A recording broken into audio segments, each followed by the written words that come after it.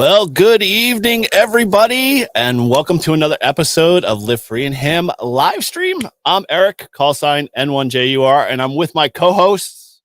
It's Paul, N1OG. Woo, got the order right. And still a General Todd, W1STJ. Yeah, but you have the heart of an extra. We understand that. There's no doubt about that. Well, guys, it's great to get back together again here on a live show, and we're starting to see people come on in. So, as we say, come on in. The water's warm. Come in and have some fun. We've got a great guest that's coming on in a couple of minutes. So, if you could guess or guesstimate by the title, we're going to have some fun here. But before we kind of kick that stuff off, let's talk a little bit about what's going on in our Ham Radio Week. We'll start off with you, Paul. What's your Ham Radio Week been like? Oh, well, let's see. So I ordered some stickers. Really excited about that. Good deal. Yeah, I got there was a really good deal. I believe it was Mike in the New England chat there. Was it N2MAK? Yep. Yeah, he said, hey, check these guys out. I got 200 stickers for $57 with shipping. Wow, nice, good deal. Yeah, nice. Cool. The bands haven't been great, but I did make a couple contacts. But yeah, you do what you do. Yep, have fun with it, right? All right, Todd. Well, over to you, man. How has your Ham Radio Week been? It's been pretty uneventful, but I got some news. I am last minute trip to Arkansas on Monday. So I'm going to be able to pick up a new state, activating a park down there. So I'll be posting it on the app, and I'm not sure what park I'm doing, but I did look at where I'm flying into Little Rock, and I'm heading south for an hour. So there's a few parks there. So I'm going to try to hit as many as I can on the way back. Nice. You going for just a typical day trip again, or is this going to be a couple of days? No, just a day. Leave Monday, get down there around noon, and then leave the next morning at 7. So I should be done by 2 or 3. What is that? That's like one time zone away, I think, from the East Coast. An hour behind. So I'll get a couple in and then call it a day and knock Arizona off as hopefully an activated park in a new state. Nice. Get some long distance contacts out of a couple of, especially Arizona. I'll be looking forward. So awesome. Well, that's good. So I guess with me, let's see. I yesterday we activated a park. Ended up hitting again, like Paul said. The bands were just thinking, they were kind of like you can make contacts, but they aren't as plentiful when conditions are filled with solar flares and storms and the whole 9 yards there. I guess my crowning achieving moment was obviously being able to hit Izzo on 40. So I always like to make sure when he pops up on Ham Alert that I get him in the log. So after all is said and done, that park turned out to be about 25 contacts. So I think I can't cry too much about having something like that. And so with that, I'm looking forward to hopefully better days. And even if not, like Paul said, I'm just getting out there and activating, having fun. So. Cool. All right. Well, we've got a great show tonight, as I mentioned before. And again, I want to say hello to everybody in the chat. I see Vince from Ham Radio Workbench in there. And obviously, Smoke Signals RF. Love to see you there, Izzo, supporting. And a bunch of other folks that are new to us. But thank you again for being part of tonight's live stream. And just one kind of quick thing before we bring in our guest, just to let you guys know. Obviously, if you haven't checked out our store lately, some of us are definitely still sporting the Live Free and Ham stuff. We've added a couple of new things. We've got a bunch of stylish tees, trendy hats, top of the line beer mugs. Who cannot go wrong with a beer mug, man? I'm all over that. And, from a couple of previous episodes, we are developing and launching a new shirt that's going to be called Ham Radio Found Me. That's Todd's bond with, Ham Radio, so we created a shirt to basically, commiserate the moment and we'll want to make sure we want to wear that. We might make it in a pink too, just, to kind of add that little flair. So with that, again, we appreciate everybody who has bought stuff in the store and, we appreciate your support in the show. Oh, there we go. And don't forget the Izzo t-shirt. Yes. My that favorite. Is our second popular shirt there outside of, the I Feel Dumb with Ham Radio. And we just love doing these shirts. So if you got ideas, please let us know. We'll make sure we get a shirt on it. Well, All right. at the bottom of Todd's shirt, you know, put in parentheses, Eric made me do it. Yeah, that's Yeah. and Ryan made me spend my money. All good stuff. Cool. And as always, you know, because we are a podcast and our live streams get converted to podcast format 24 hours after this, you can always head over to our show in iTunes or any of the podcast platforms you use. And, you know, if you could, we'd love to have a review. And if you do happen to post a review, we'll make sure we read it on our next episode and share the love. So without further ado, you know, I don't want to keep him in the background too long because, you know, he might be ready to jump, as they say. So, you know, we're going to bring on Carlos. And there we go. He's got his own professional stickers. Carlos, thank you for coming on. Descent, man. Descent. There we go. Yeah, Thanks for exactly. having me, fellas. Very cool. Very cool. Well, hey, thank you again for coming on. I know we spent some time trying to coordinate there and get going. And I'm glad we finally got all our I's dotted and T's crossed and brought you on, because I know, as Paul mentioned in the chat, if you haven't gone up, he's got a little boy crush, you know. You know, I gathered that much from listening to the podcast. Yeah, both of these guys, they talk and dream about you often. I don't know what it is. It's just very odd. So You know, look, this beard is dreamy, baby. I feel left out in this whole crew. You know, I'm the only one without one. It has 3DB. You didn't know that? 3, wow, man, I would have thought 5, but hey, you know, 3's good. You know, Cool. All right, well, you know, so let's kind of kick things off a little. Obviously, some folks know who you are. You're very famous and popular when it comes to the skydiving ham radio crowd. But you know, let's kind of dive in a little, talk about you and, you know, kind of where did your ham radio start, and, you know, where did parachuting and ham radio kind of intertwine and get tied up in the ropes, as they say? first of all, I'm not famous. I'm infamous, if anything. See, there you go. Let's be clear. If I were famous, I'd have Josh numbers. I don't have Josh numbers. You're from a town from Alpoco. Yes. But look at Oh, man. we've got you on our podcast. We haven't even had Josh yet, so you're more You know, important. I feel honored, fellas. I feel honored.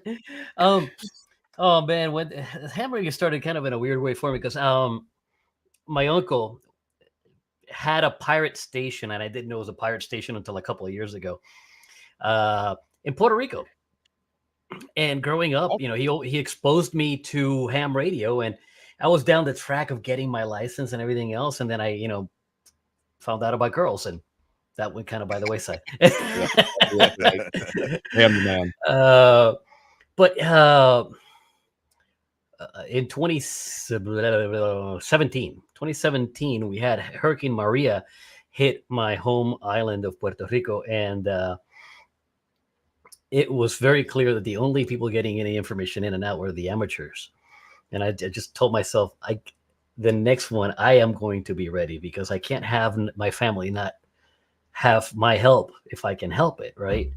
Mm-hmm. So I just did the study thing and got my license in 19. And, you know, I've been a skydiver since I got my license in 2012. I started skydiving in 2011. I am not a pilot, Jeff. Well, you know what? That's not true. I am a pilot. I pilot my body, and I pilot a parachute. I am not a certificated FAA airman, if you will. And the thing is, I am not a theory guy. I hate theory. That's not true. I don't hate theory. It's just in theory, you should be able to X, Y, and Z. It's like, I want reality, right? So as I was studying for my tech, one of the books that I read, you know, had this, you know, the toroid of this of what an antenna does in free space. And I thought, well, this is kind of weird. Why in the hell would an antenna have a null under it? It doesn't make sense to me, right? Because I don't know about you, but I've done this. I can go to the TV station antenna, stand under the damn thing, and grab a TV and turn it on, and I'll receive the signal. So there's no null there. Right. It's absolutely no null there. And I'm going to do the same thing with the radio stations, right? I can go right next to the radio station antenna, turn on the radio and tune it in, and the sound is there. So the theory of it was a non-starter for me, even though I know I needed to learn this stuff to pass the test. And that's when I went, well, hey, wait a minute.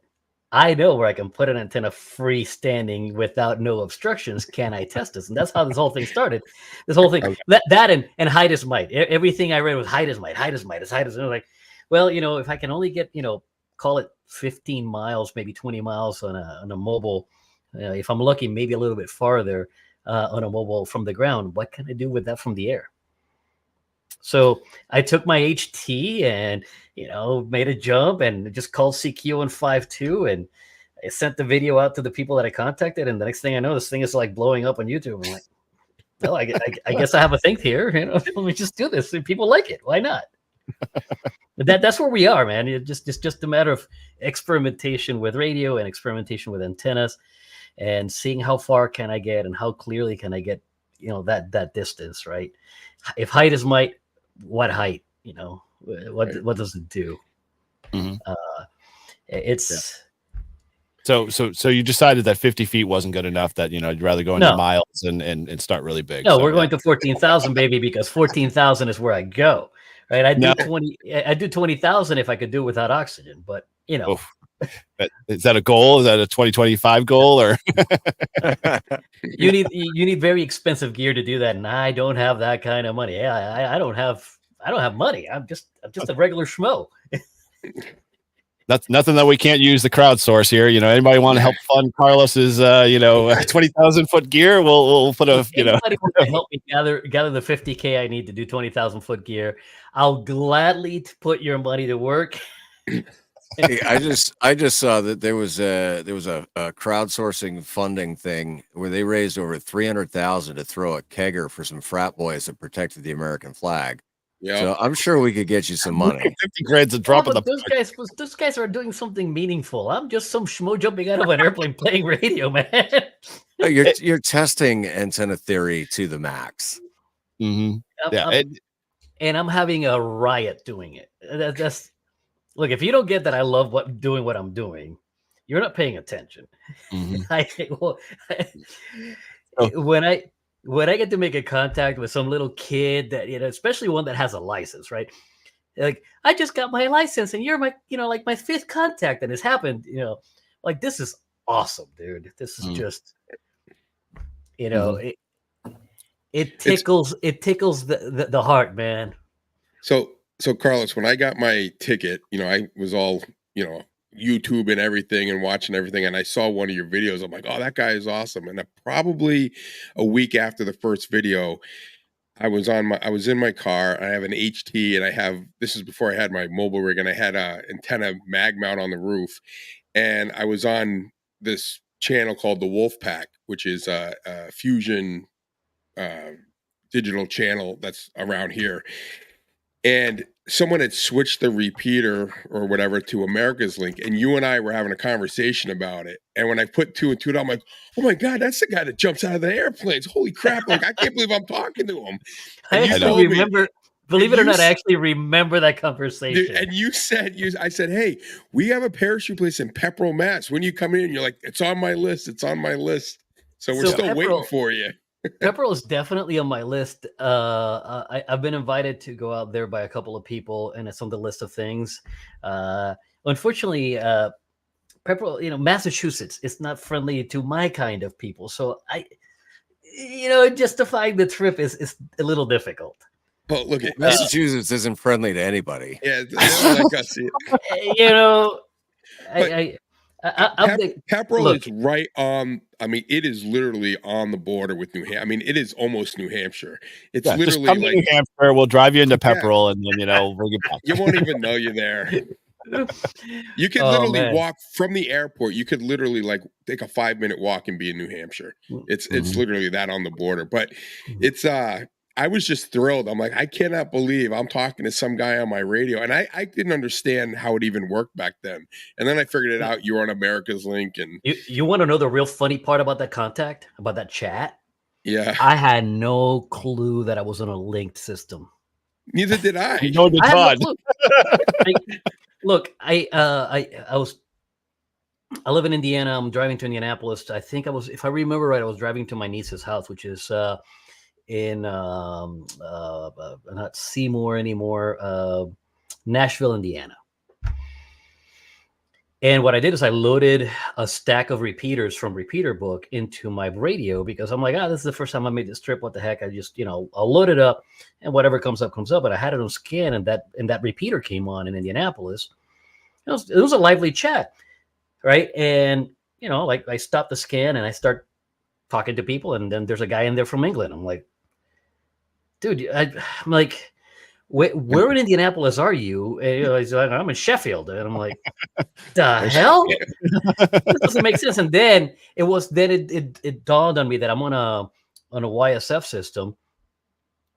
And that, obviously I have a Yaesu a mobile radio because I'm on a YSF system. And I'm like, oh, so this is a linked repeater. Okay, cool. And then, you came on and I talked to you for a little bit. And then, I got out of the range of the repeater and just went on my merry way. But I do remember that drive. I remember that conversation. Right. So. That's cool. Yeah, I didn't realize that you could change, like on our repeater, I didn't realize you could change it.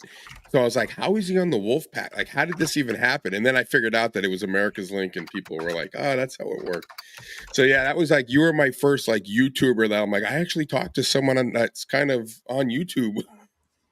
And now I've got Eric with me, and I don't know if you know Eric, but when I do ham radio and POTUS with him, we have to stop because he's getting so famous. You can't classify me the same boat as Carlos, Yeah. so we just Hey, you gotta go. You're slowing down our pileups with your QSOs. Oh, Eric, love your videos. Since you started talking about Carlos, you constantly, you have this major boy crush, and it's all about. Be mine. Oh yeah. Yes, she will. So, hey, he's just got the balls to jump out of airplanes. I'm like, So how big are those? And in essence, where did you start the idea of like wanting to jump out of planes? I mean, like, man, I got to tell you, this is the biggest call of a bluff ever. Oh my. Oh no. I was 4 years old, and the Golden Knights are the U.S. Army parachute team. The Golden Knights made a parachute jump into my hometown. I lived in Arecibo, Puerto Rico, and if you are familiar, if you're in the radio and you don't know what Arecibo is, you're brain dead. Okay, so the ballpark in Arecibo, it was at the time a decent sized ballpark is closed, shut down now, and they jumped into the ballpark and I'm feet away from their landing, and I thought, my God, this is cool, right? I was 4 years old. I remember this vividly, and I told myself one of these days. And let me tell you, the Golden Knights are part of the U.S. Army's recruiting command. Okay, their mission primarily is to act as an arm of recruiting. They're trying to get people into the Army, and guess who joined the Army? This idiot, right? Because it was one of those things where I want to be a Golden Knight. And then I found out once I joined the Army that, at the time, the Golden Knights, you had to have a USPA license already, and then 50 jumps, and you have to be willing to go to jump school and whatnot. I'm willing to go to jump school, but this USPA license, I looked into it, and it's going to cost me $3,000, and then 50 jumps is going to cost me another $3,000.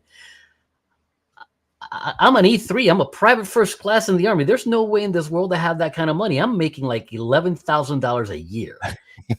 I'm not. Even if you went air assault, right? I can't. Even if you went air assault, you wouldn't get the 50 jumps. It'd take you forever. Exactly. It just wouldn't happen, right? So I thought, okay, well, this dream is dead on a vine. But my wife, here's where we're getting to the bluff. I kept on saying one of these days. Oh, one of these days I'm going to jump out of an airplane. One of these days I'm going to go skydiving. One of these days I'm going to go skydiving. One of these days. And my wife got sick and tired of hearing that, man. So you have to know her. She is a no-nonsense woman. She is a no BS woman.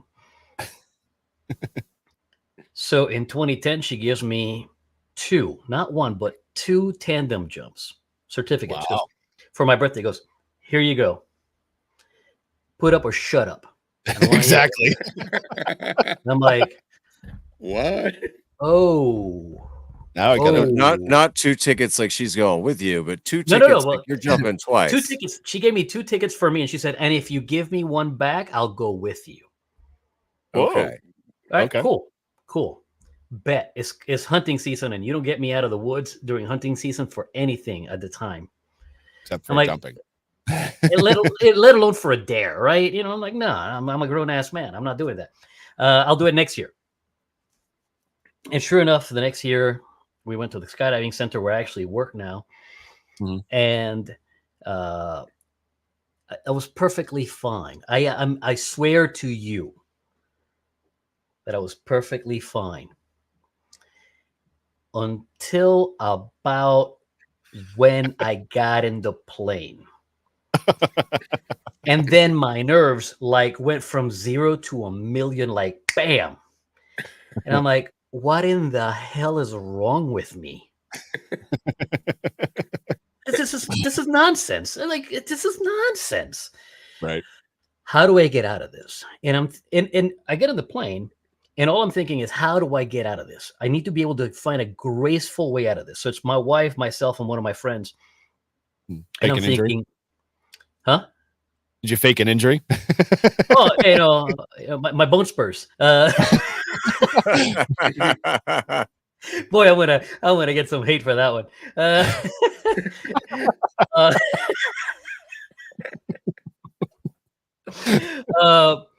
But I'm thinking my buddy Perry, I won't divulge his age, but he's older than me by a bit. And I'm thinking, he's not gonna go. He's gonna decide at the last minute, this ain't happening, pal, because I don't have anything to prove to anybody at this age. And all the way to 14,000 feet, I'm like, Perry is my out. I'll be the best friend ever. I'll ride down this airplane with Perry. He has my back. Mind you, this is April in Illinois. It's cold on the ground. It's like 45, 50 degrees on the ground tops. It is like 9 degrees up top. And they open that door, and the blast of cold air will make your nipples so hard you can cut glass with them. And I realize that some of this may have to get bleeped later, but hopefully your edit doesn't get terrible. No big deal. And the first group of fun jumpers, the people that have licenses, leave the plane, and that plane, because there is, when a group of 4 people leave the plane, on average, you're looking at 800 pounds leaving the plane. So the plane lurches. You're like, so my butthole goes, right? Hard nipples and tight butthole. Okay, got it. Right. The second group of fun jumpers leaves, and the plane, and I'm like, God. And all the while I'm thinking, Perry's next. Perry's going to chicken out. Guess what? Perry doesn't chicken out. And I'm here to tell you, for 12 glorious seconds, my brain went, you idiot. Perry's not your ticket out. Perry's a daredevil. Your wife is your ticket out. Your wife is the out, man. So, oh man. So for 12 glorious seconds, my brain is like, she is going to say no at the door. I'm going to ride this thing down with her. I'm going to be the best husband ever. Mm-hmm. Okay. Like, there's going to be brownie points for the rest of my life on this. And sure enough, she goes out the door, and my brain immediately goes to, well, now you got to go. Now you got to go. There's no ifs, ands, or buts about this. You got to go. If you don't go, they're going to revoke your man card. Like, the moment you land, they're just going to go, and there's no recovering from this, right? Got to do it. So we get to the door. My eyes are just slammed shut. I'm like, and then my brain said, listen, idiot, you're going to do this exactly once in your life. You're going to do this exactly once in your life and no more. Open your eyes and enjoy the ride, because this is the one and only. So I opened up my eyes and I immediately fell in love. It was instant and we're at the door. We're sitting at the door, and the count is at the plane that we're leaving from is a PAC 750, and it's a plane designed for skydiving. It's the only plane in the industry designed for this. And you sit at the edge, and there's a little step under it where you prop your feet at, and then your instructor can prop their feet at, and then you can rock from there. And it's ready, set, go. So my instructor rocks me on ready, and that's when my brain says, open your eyes. I open up my eyes, and I fell in love. Like immediately, it was just bam. And I tried pulling him out then, and he's like, not yet. Go. Right? And I'm here to tell you, I screamed like a girl, like the most joyous scream ever till we landed, man. And when we landed, I told my wife, thank you very much. This is the greatest gift I have ever received. This is the most amazing thing ever. And this is the most expensive gift you've ever given me. And she says, no, I got a deal on the coupons and this, that, the other. And I said, no, the license is $3,500 and new gear at the time is $4,500. I'm getting a license. She goes, the hell you are. And here we are. I just yeah, it's only 10 grand, honey. I mean, and I'm a skydiving instructor now, and the vice pays for itself for me now, right? And I admit this is a vice. This is no different than coke or heroin or pot or any other vice, nicotine, caffeine, you name it. This is a vice. Okay. And if you're a skydiver and you don't admit to yourself and to the rest of the world that this is a vice, you're lying, and everybody that knows you knows that you're lying. How many jumps do you do on average a year? Oh, that depends on the year. Last year I had a massive year. I'm working on becoming an examiner. An examiner in skydiving is different than being an VE. An examiner is the teacher's teacher. And last year I did just shy of 1,000, right at 1,000 jumps, which is irregular for me. On average, I'm doing like 300-400 jumps a year. Wow. I consolidated my logs literally over like a month ago. And when I finally consolidated my logs, because I was way off on my logging, at the beginning of the season, I had 2,900 jumps exactly. Wow. Holy moly. Wow. And believe it or not, I am still wet behind the ears. I am not joking, guys. Think about it. If it takes you 10,000 hours to become an expert at anything, and you go free falling 1 minute at a time, I have 2,900 minutes of free fall. Ballpark, give or take a minute or two, okay? Divide that by 60. I don't know what that works out to, but I guarantee you it's nowhere near 1,000 hours, nowhere near 100 hours, I don't think. So it's, you know, people go 2,900 jumps. Like, yes, it's a lot of skydiving. I'm not going to deny that there's a lot of skydiving. And in my world, for most people, 2,900 skydives is a lot. I also work with jumpers, skydivers that are instructors. Excuse me, that have 10,000 tandems as pilot in command. Okay. Just 10,000 tandems as pilot in command. Never mind the rest of the jumps they have. That's 10,000 tandems as so I am literally wet behind the ears, even though I have a ton of experience. If this ever gets boring, I'm quitting, because this is not the kind of thing that you can be complacent about. And complacency, boring leads to complacency. Complacency leads to death or injury. And I don't have any desire for either of that. Well, you know, you either, fall to your death in a parachuting accident, or you get electrocuted by a ham radio. I mean, it's one or the other. You die happy either way, right? I would rather die. I would rather die happy in different ways, dude. True. Well, right. We can't avail that here, but yeah, I agree with you. I'm not 100%. So now what I'm going to have to do later, though, is I'm going to have to take a clip of this and just edit the hell out of it, and then show it to my wife and be like, look, I've always said someday I'm going to jump. Someday I'm going to jump. Look, let Carlos be my inspiration here, right? Honey, wink, wink. Yes, be like, look at what a great story that is. We'll see if she You goes heard it for here, it. man. We'll start a Patreon. You know, we already have our Patreon and buy us a beer. Like, you know, if you want to help fund move that needle a little forward with Paul to get jumping with Carlos, we're gonna have to make that happen. Yeah, I'm game with that. Yeah, I'll donate. And then we also have and we also have our our fundraiser, what is it called? Fundraiser for my tower. Because my wife Yes, said I could get a tower, Carlos, if I get her a kitchen.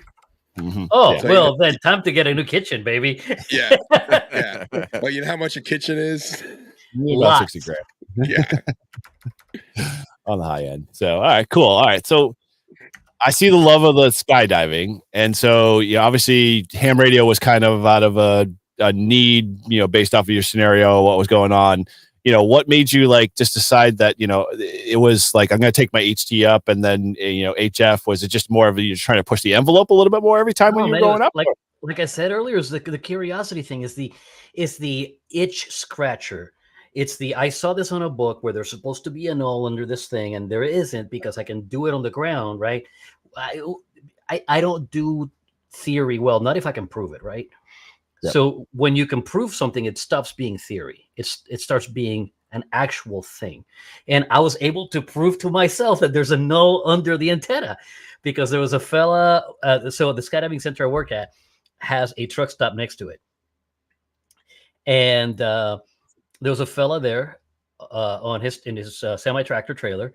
And I called CQ on 5.2 while I was on the ground, and I just let the guy know, because trying to figure out who local might hear me. And I told the guy, hey, this is like jump number 5 or 6 or 7 doing this thing. I'm going to be doing this. And he goes, well, I'm at the truck stop. I'm here overnight. I'll get you when you come down. Like, great, awesome. And sure enough, I'm right above this truck stop, and I'm calling CQ, and the guy's not coming at me. I'm getting all sorts of people, man. I'm getting people left, right, center, people in Chicago, people in Indiana, people in Wisconsin. I was heard in Iowa. Like later on, I found out I was heard in Iowa on that jump.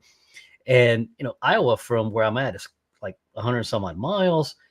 It's a distance, right?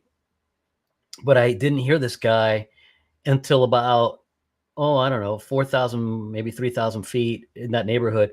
My brain went, hey, dummy, the whole thing that started this was a theory, and he's below you. Like if I look down, I see the Love's truck stop. Like, right. Well, let me take this HT antenna and tilt it, because I've been holding it like this, right? And I tilt it, and I call CQ, and sure enough, the guy's there, like clear.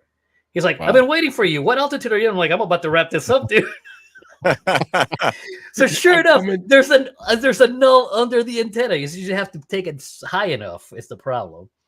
Right. Now, one of the things that I want to know is because you're coming in, at such a different height, right? The number of wavelengths and how much does that play in? Like, oh man, do you encounter like a lot of fading, like as the wavelengths change? So what I can tell you is this. I don't know about the wavelengths in terms of altitude, but I can tell you that directionality matters even on omnidirectional antennas. Oh, so think about this. An NFET half wave on the band that it is originally tuned for, that it is natively tuned for, is supposed to have an omnidirectional pattern. Right. And I've done this more than once where I have been facing one way. I've had my Pactena NFET halfway spooled out on 20, right? And it's behind me. And I'm facing this way. And I'm making a contact with Eric. And I realize I'm in the middle of contact. And I realize I need to navigate to the left or to the right to be where I need to be. Because guess what, folks? Skydiving, I don't have power. The only power I have is gravity, and I don't get it back, right? Right. So I have to be mindful of my navigation. So if you watch a video of mine, you see me turning, you're like, why is he turning? I'm navigating. I'm trying to keep myself in the right area. Mm-hmm. And I might be having contact with Eric, and I make a turn, let's say to the right, to get to where I need to go. And Eric goes from an S9 to disappeared. Right.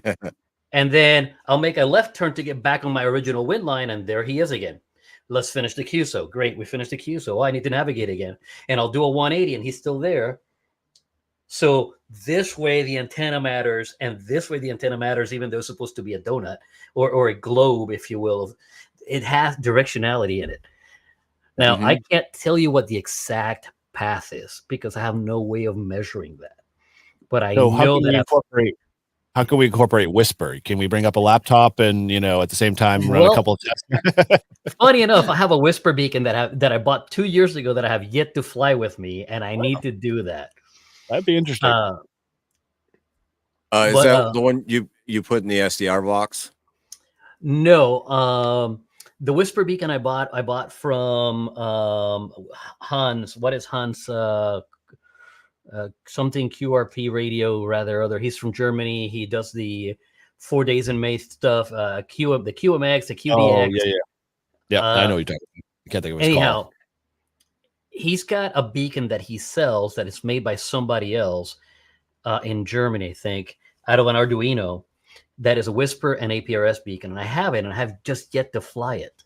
I just need to get off my butt and fly the thing and figure out what the pattern on it is, just to get an idea. But voice contacts over digital contacts all day. 100% with you. 100%. A Whisper jump is kind of a dull one. I don't know how I would edit that one. Yeah. You'd have to have some commentary for sure. You might stretch. That's just 15 minutes of me yapping away. I mean, well, I've done it here so far. I mean, you're on the Clubhouse. Come on. I mean, that's 2 hours. So you should be able to condense that down in 15 minutes. Ham Radio some great music in the background. QRP Labs is Hans's company. Very cool. All right. Well, go ahead, Todd. You guys, I know you have a bunch of questions, so fire away. Well, none? So all right, not jump related, but the truck camper.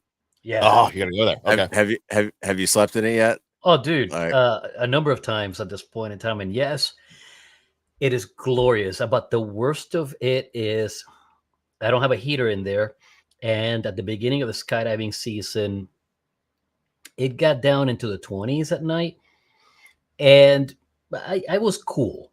I'm not going to say I was cold, but I realized it's a good thing I brought my cold weather sleeping bag, and I shifted from having a blanket over me to just, I grabbed the sleeping bag, crawled into it, went back to sleep, not a problem. But it was cool enough that the cool woke me.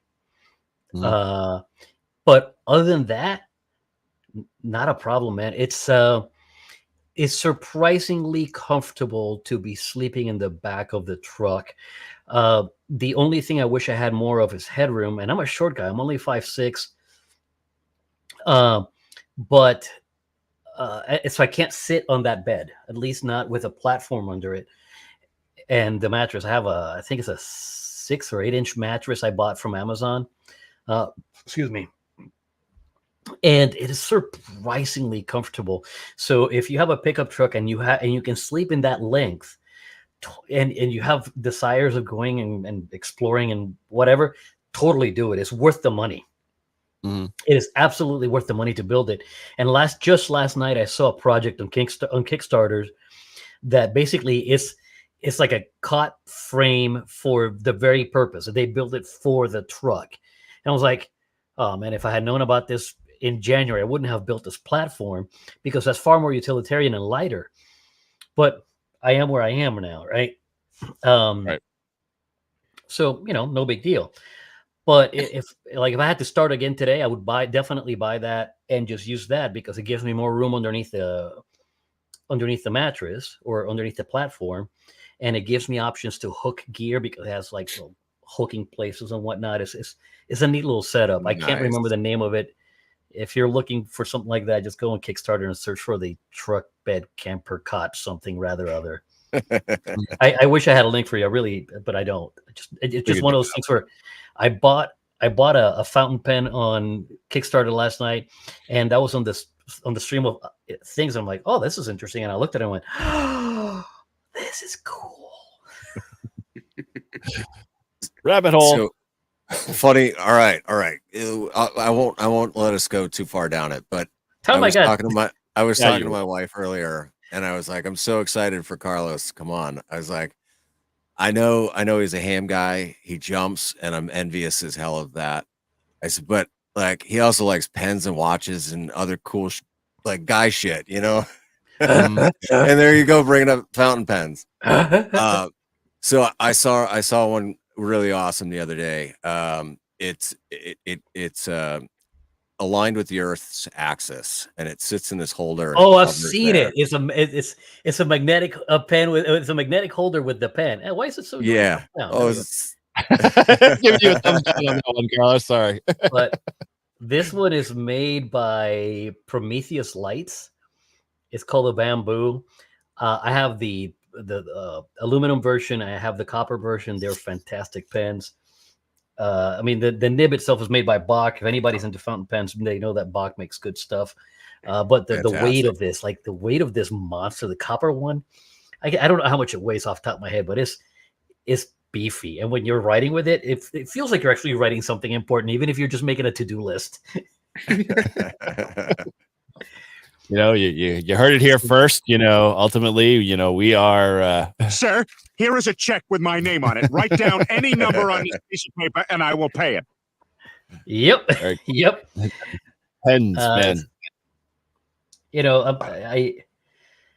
I go down the rabbit holes. There we go. See, here we go. Is that a diplomat? Yeah. See, Todd, you know, now you're just going to have to open up your wallet. Hey, I've got some cool pens. I like these. I like the gun.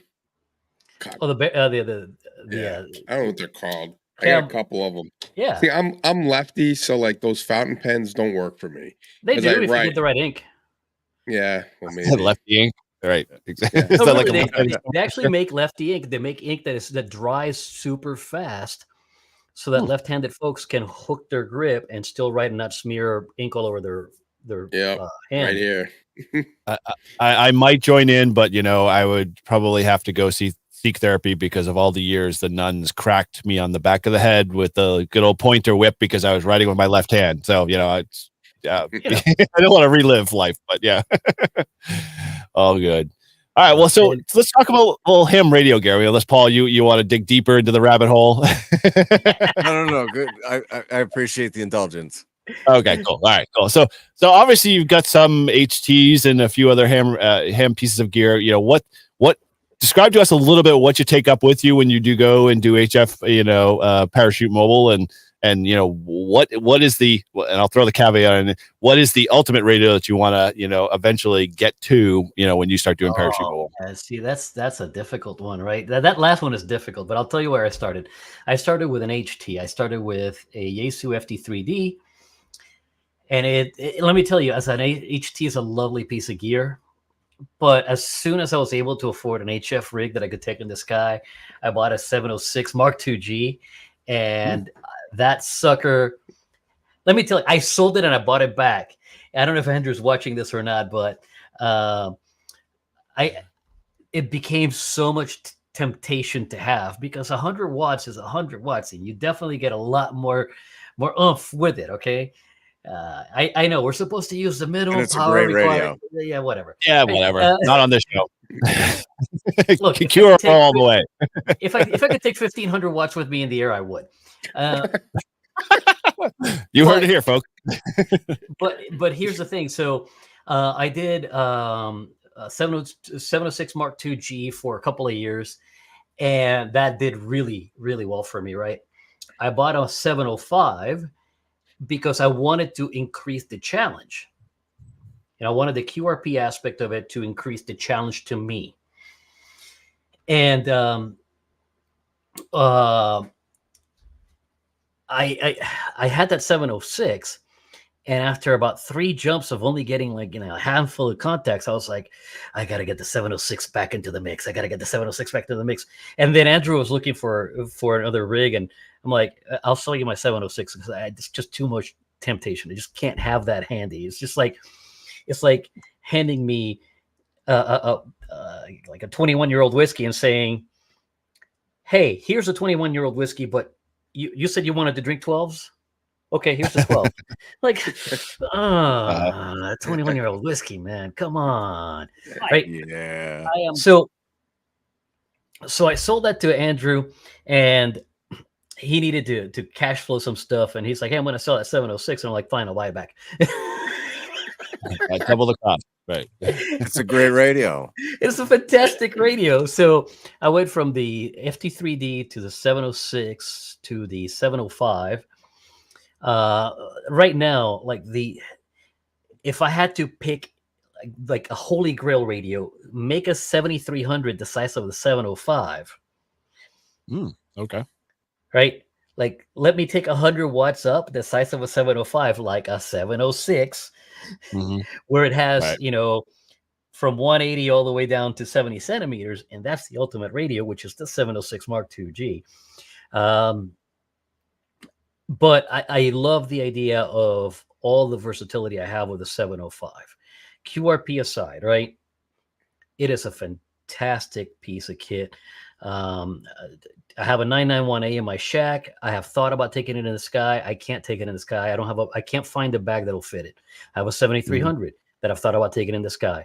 Can't take it in the sky. I can't find a bag that'll fit it. And people go, yeah, there's bags for that. And like, none that fit my very specific requirements. I have to have a bag that wears as a fanny pack. And I don't know how the British say that, so I don't know if the British listen to this or not. But it's that kind of bag that sits in the front of us. Okay, it's a satchel. A satchel. Like I know the A British waist pack. Yeah, they call that's a vulgarity over there, right? So I need a pack that fits in front of me, because I have to keep all of my excess gear out of the way of my parachute gear, because my safety is number one. Yeah, right. I'm not going to put any gear that's going to get in the way of the handles of my skydiving system. It's just not going to happen. Similarly, I'm not I can't take a big mast antenna with me. It's just, I can't do that. It's not safe, and it would take a lot of room in the airplane, right? Even if I could take it safely, it just takes a lot of room in the airplane. I can't do that. So, ultimate, like if I had a holy grail, I would have something like the 706 Mark II-G, but with the current advances of the 705. So 100 watt 705. How about that? So that's some better. And guess what?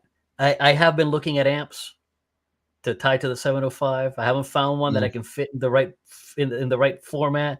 But if I find the right amp to put in the bag, I'm definitely taking QRO in the sky. So no, see, Eric, this is why I keep telling Yesu to make the 705 killer, make it like the 705, but make it 100 watts. And now they're going to have at least 2 guaranteed buyer. Me and Carlos would have it, no doubt. Like instantly. 3, man, but I can't say I'll buy it yet because I'm sure gonna, have to wait a little bit on that. But but Carlos, Icon being so great, like they just need to make it. That's it. Look, here's the thing, and as a guy that owns I have a Kenwood also in the garage that I need to fix. When it was working, it was fantastic. Sounds awesome. Can't take it in the sky, too big. If I had similar models from Yaesu, Kenwood, and ICOM, I would buy the ICOM because I like the menu system on the ICOM. It is straightforward and intuitive and easy to figure out. I'm a simple folks. I know I look like I'm a smart guy because I jump out of airplanes. That's not a sign of smarts, okay? But I really enjoy how simple the menuing system is on the ICOM. That said, I ICOM, Yaesu, Kenwood, all 3 brands that are major. I suppose I don't have an Elecraft. That's on the list of things I probably should get at some point in time. Maybe at Hamvention. If I can find a deal on one, and I mean a deal, it has to be a deal. Off the back of the truck deal. I mean, it has to be a sweet deal because, I don't know about you guys, but I live on a budget. Like if I account for every cent that comes in the door, and I account for every cent that goes out the door one way or another. And if it's not on the budget, it's not happening. I don't care how good of a deal it is. If it's not in the budget, it's not happening. I got a question. So, like, what's the benefit for you to go to say SDR waterfall versus sticking with the 706 Mark G? I mean, that's a great radio. We all know. I mean, you don't really. Are you spending a lot of time when you're in the air and free fall, just looking at the waterfall? Or? I don't look at the waterfall, but I do keep an eye on my meters, which are so much easier to read on the 705. Got it. And the access to the content on that screen is significantly easier to access and significantly easier to read. Right. I'm young for our demographic. Our demographic is 60 plus, right? Yeah. And I'm hitting 50. So I'm young for our demographic, but these eyes are not the eyes of a 21-year-old, okay? And I recognize that. So bigger screen, more better.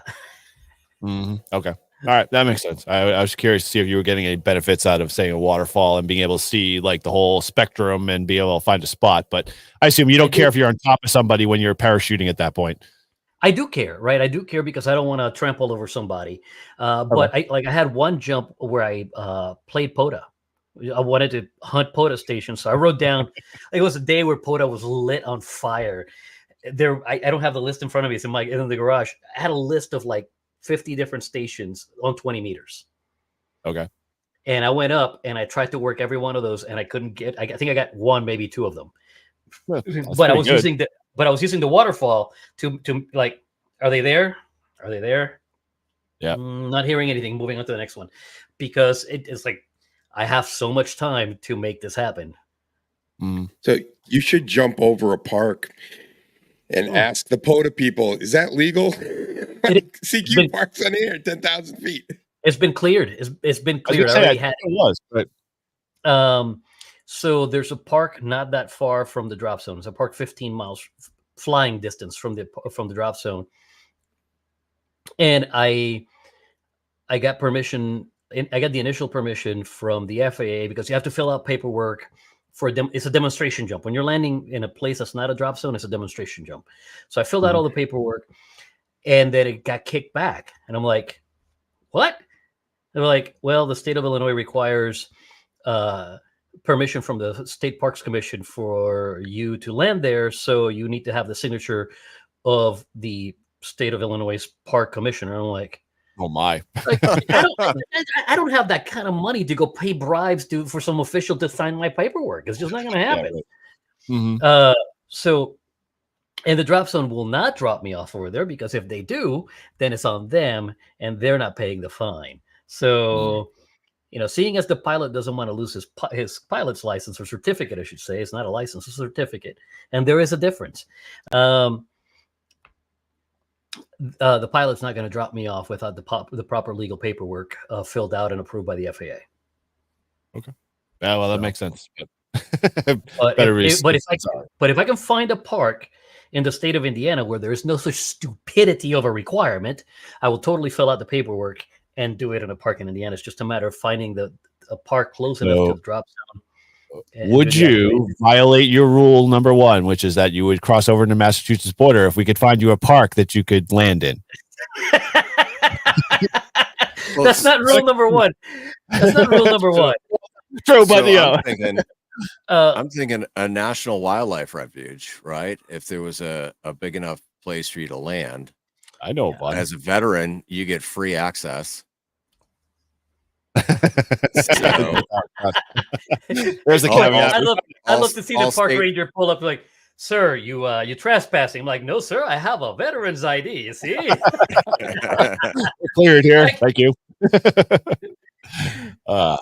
Cool. All right. Well, so let's kind of segue. You guys have any more questions before I kind of segue?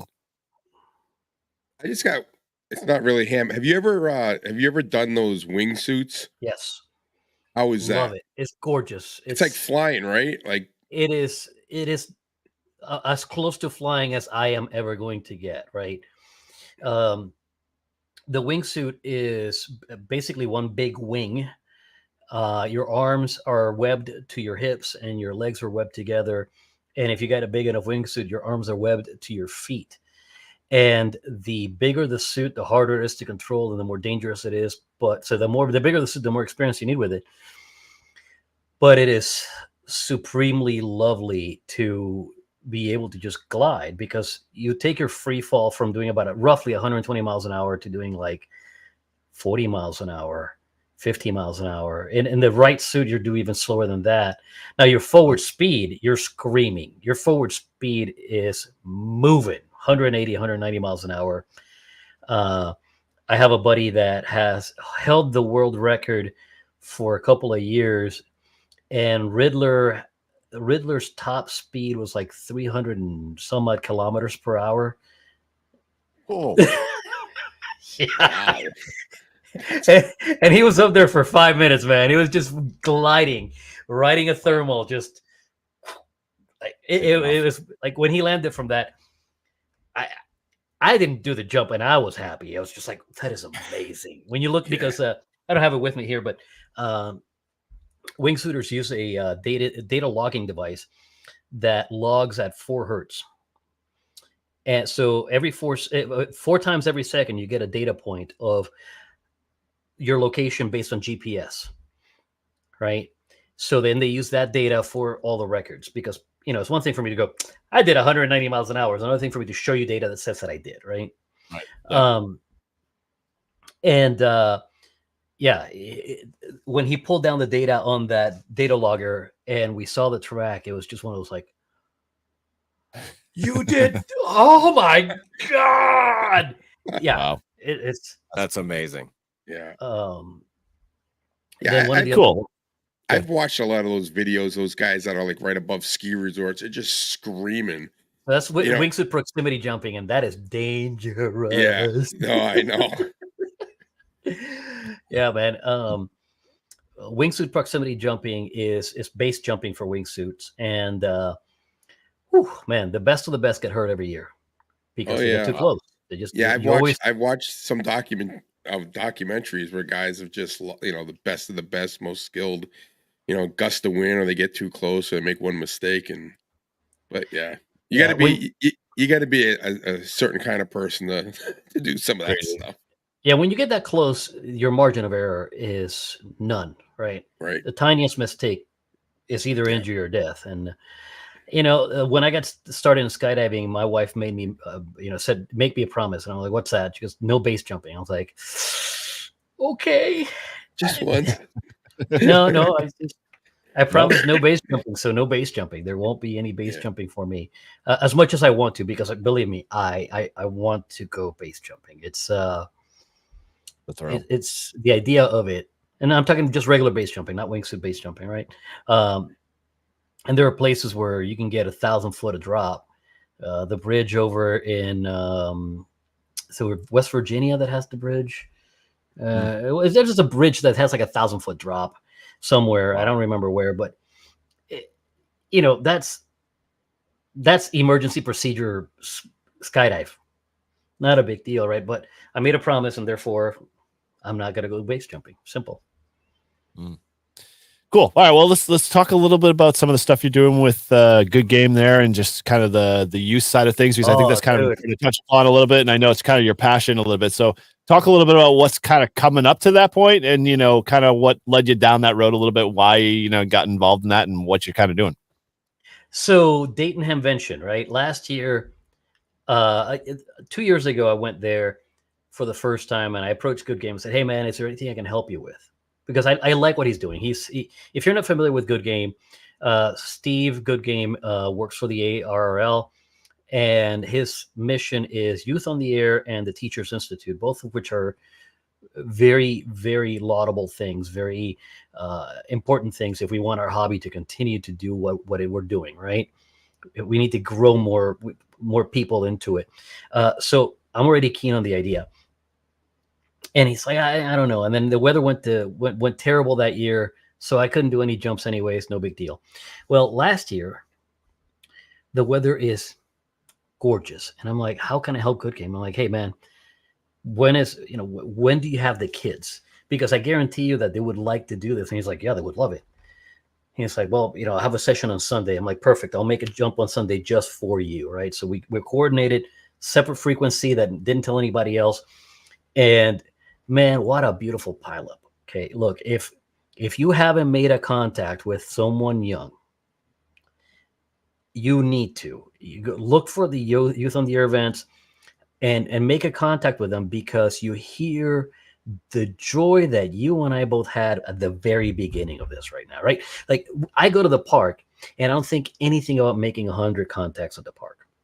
It's another day at the park. It's fun, but it's not a crazy thrill, right?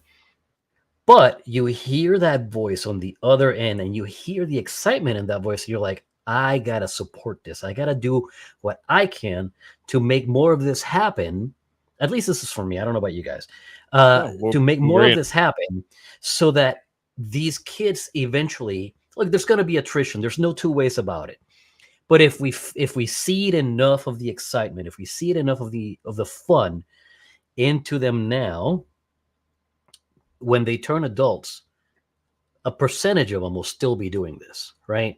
Which will mean that you and I will have more people to make contacts with when we go to the park. Okay, so this is it's a self-fulfilling cycle here, right? So, anyhow, Saturday afternoon this year, so it'll be what? Let me look at my calendar. It'll be the 18th. The 18th in the afternoon, I'm making a jump at Dayton Hamvention just for the kids. And the idea is precisely to do that. So if you're going to be at Hamvention, know that I'm going to be running 2 meters, weather permitting, folks. Weather permitting. I can't skydive in rain. I can't skydive in a storm. That's just stupid, okay? It's just a foolish idea.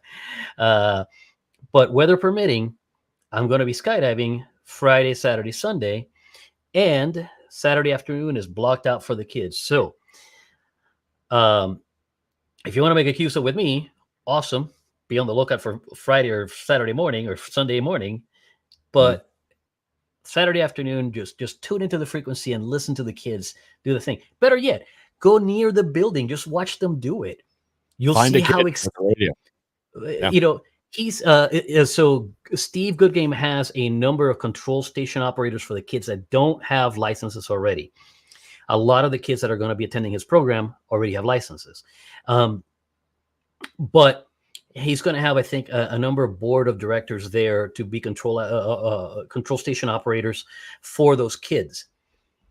So the chances of him needing your help, slim. You never know. He might say, hey, man, come on over here. I need your help. Right? You never know. But as of right now, my understanding is that he's going to have some control operators there.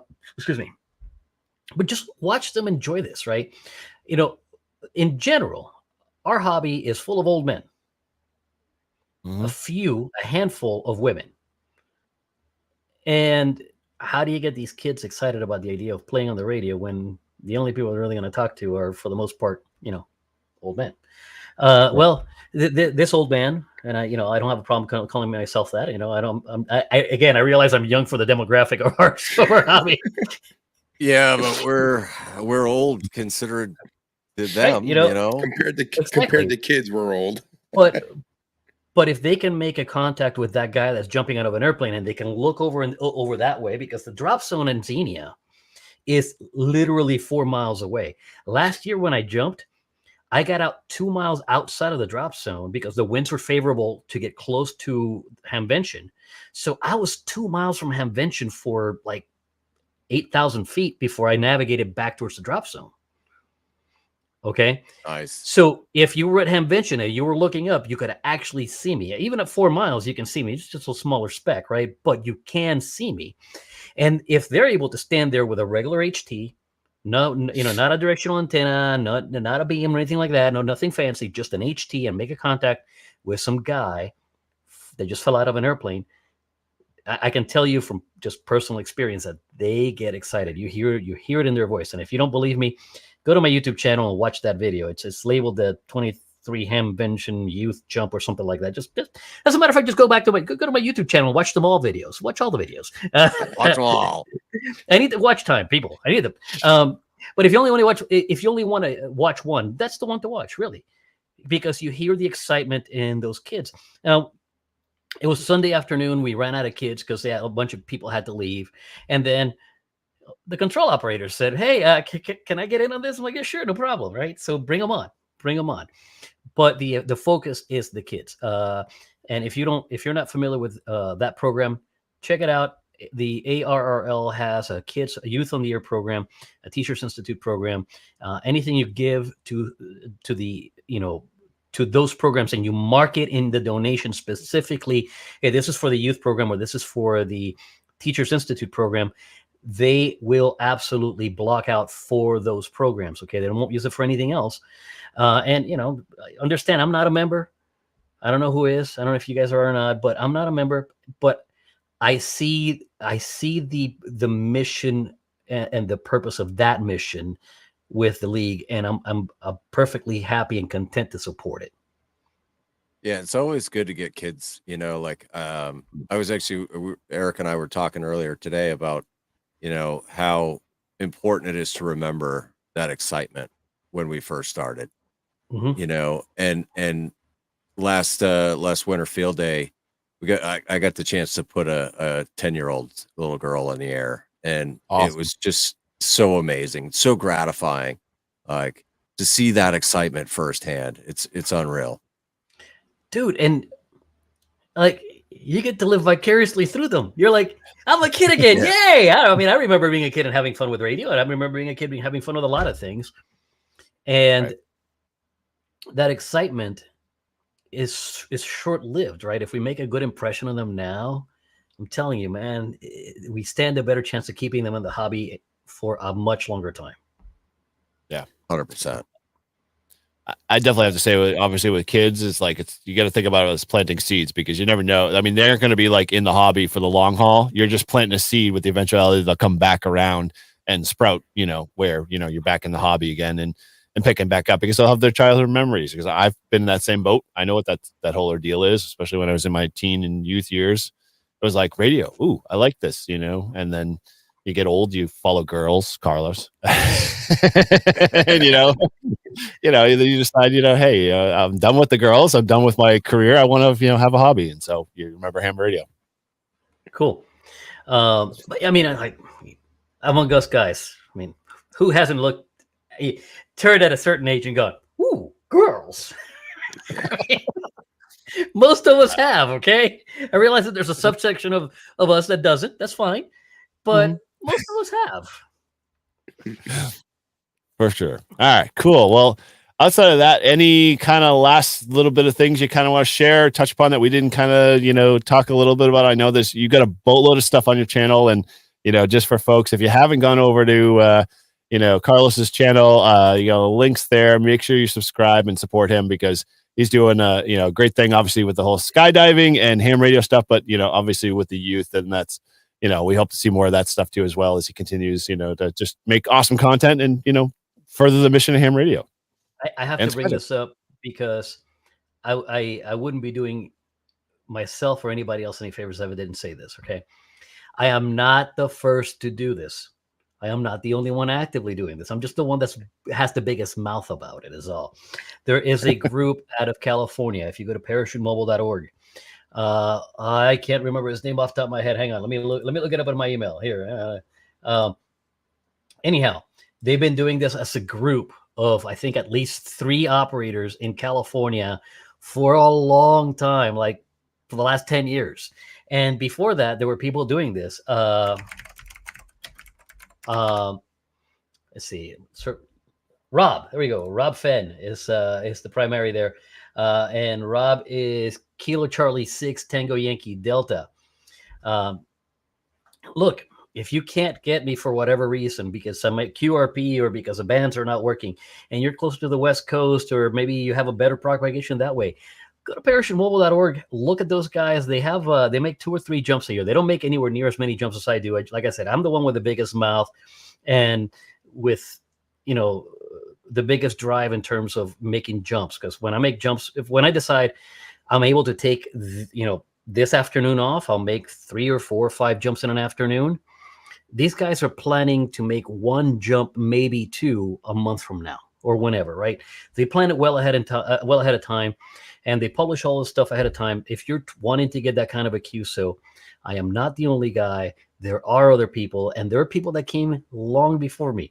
When people found out what I was doing, I started receiving cards like, "Hey, man, I did this in Okinawa when I was stationed over there. I did this as a tandem in Louisiana. I've done it like 4 or 5 times, and I've done this here and I've done it there. So I'm not the first one by any means, all right? And I'm certainly not the only one right now. So know that there are other people out there. They're just not as loudmouth about it as I am." Well, it's like a brotherhood for you, right? A little bit. Yeah, man. When I found out about it, after my first few videos were out. They were like, "Oh, there's a group out of California." I'm like, "Really?" And I went to, they're like, "Yeah, parachutemobile.org." And I'm like, "Really?" And I went, typed it. I'm like, how did I not know this? Like, how did I not look this up beforehand? Because I could have gotten a lot of information from those guys ahead of time. Right. So awesome. yeah, there's possibilities for you. And last year Rob jumped during Pacificon, so I don't know whether he's doing that this year or not. But there's an easy one if you're in the West Coast for that. You're going to be far easier to get them. But yeah, just go check them out. Give them contacts too. Give them contacts. Give them love. They're doing it too. Awesome. Cool. All right. Well, again, thank you for coming on, Carlos. It was a blast hanging out with you. As always, it's great learning more about Parachute Mobile and just ham radio and, your passion for youth. I am super excited. And, to be truthfully honest, I'm going to have to say you did raise the group average in terms of, our overall, performance of the podcast. That was your concern when you posted on your community channel. You were going to lower the group average. Oh, wait till you see your stats. You're gonna go, "Oh, wow, that was stats." Look for that. We're just having fun here. Well, either way, I learned a great deal. I have to say, especially if you ever had to eat your butthole tightened or your nipples cutting glass. Carlos is the man to go to. Thanks for the invite, guys. I appreciate it. And anytime you want me to talk your ears off, I'll gladly try. We will definitely. You have a free and open invitation. Although we don't have an official call sign, although we're working on it. We will, gladly have you as an honorary member, as many others, to come back free anytime we're doing live streams. So if you're in the neighborhood or you want to stop by or say hello, it's open invitation as always. And so we'd love to have you on anytime. So cool. All right. Well, if that, I just want to mention one other thing, because I'm actually a greenhorn to this new, if you haven't been part of the Tuesday night ham radio playlist, Carlos has been a lifelong member of that and a great supporter of that. And so if you want to see a lot of his content with a bunch of other great guys and gals who are on that list, check out the Tuesday night ham radio playlist on Carlos' channel, my channel, and that all leads up to the typical Tuesday night ham radio clubhouse, which we all know and love to hang out in. So it's always a blast. And we kind of dive into the usual. Thanks again, everybody. We've had 44 on tonight, and I thank you guys for the likes. Good to see some new faces and some repeat offenders. It was awesome. And, there are always a bunch of different ways you can reach out to the Live Free and Ham community. You can always head over to our shop at livefreeandham.com/shop. Pick up some of our infamous merch. You can't miss out on a good hat there, or a typical t-shirt. But as always, if you are a podcast listener, you can always go head over to any of your podcast players. But if you want to leave us a review, head over to iTunes. And you can support our show through Patreon, buy us a beer links, and they are all located in the show notes of our website. And we also want to thank all of our hosts that they can be reached at livefreeandham.com. And so with that, I always end on thank you guys for being part of Live Free and Ham, and 7-3. 7-3, everyone. 33.